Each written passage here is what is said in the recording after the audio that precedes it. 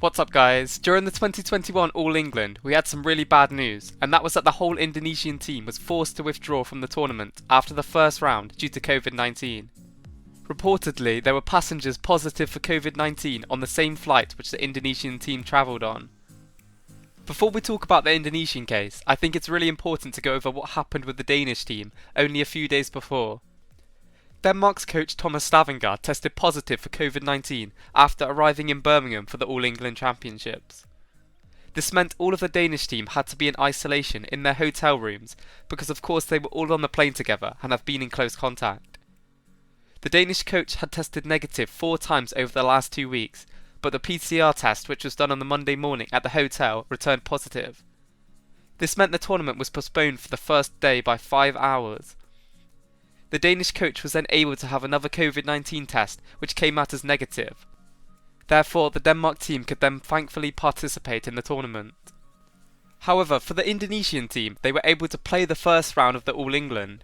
However, early on Thursday morning, the UK's government's National Health Service told the Badminton World Federation and Badminton England that the Indonesian team must self-isolate for 10 days.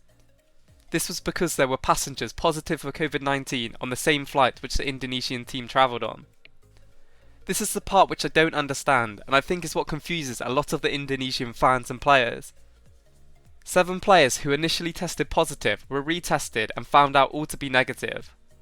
How come these players, including the Danish coach, was able to have another COVID test to test again if they were positive or negative? However, the Indonesian players were automatically out of the tournament, even though none of them tested positive at all.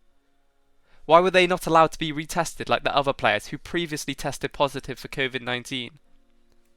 After this event, we saw many players who were understandably angry at the BWF because of this.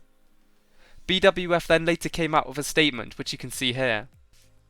Basically, they say that it was not their decision for the withdrawal of the Indonesian team, and instead actually the national guidelines which are in place, which makes any person who comes in contact with someone with COVID-19 must spend 10 days in quarantine. This is different to the Danish team because the Danish coach had a COVID test where the result must have been incorrect, and a second COVID test which shows that they never had COVID-19 in the first place. Ultimately, it was a massive shame that this had to happen, and I do feel for all of the Indonesian team and staff who had to pay to travel to play in the All England and were disqualified for something which they were unable to do much about. BWF and Badminton England did not want to have to force them out of the tournament, and I'm sure that was the last thing they wanted to do.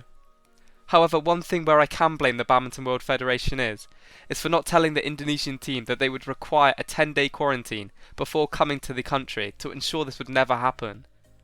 This is something which Marcus Gideon explained a lot in a post he made. The Indonesian team didn't fly into the country until the weekend just before the event. BWF should be telling these nations what they can do to ensure their team will definitely play. This is something which must be fixed going into future badminton events. I do think that it is extremely unfair to the players who couldn't compete, but ultimately after they were contacted by the National Health Service, there was nothing that could be done because that is the legislation and rules from the UK government. However, like I said, the BWF could have helped prevent this by providing all of the information to the governing bodies in the different countries to make them fully aware of the rules in place. In Thailand, all of the players had to have a 10-day quarantine before competing. I'm not sure why they didn't do this just for the All England too. Let me know in the comments what you guys think. I'm sure many of you, like me, were extremely disappointed to hear the news. All we can do now though is look forward to the next international event and just hope that the lessons have been learnt and this doesn't happen again. Please subscribe to the channel and like the video to see more badminton content.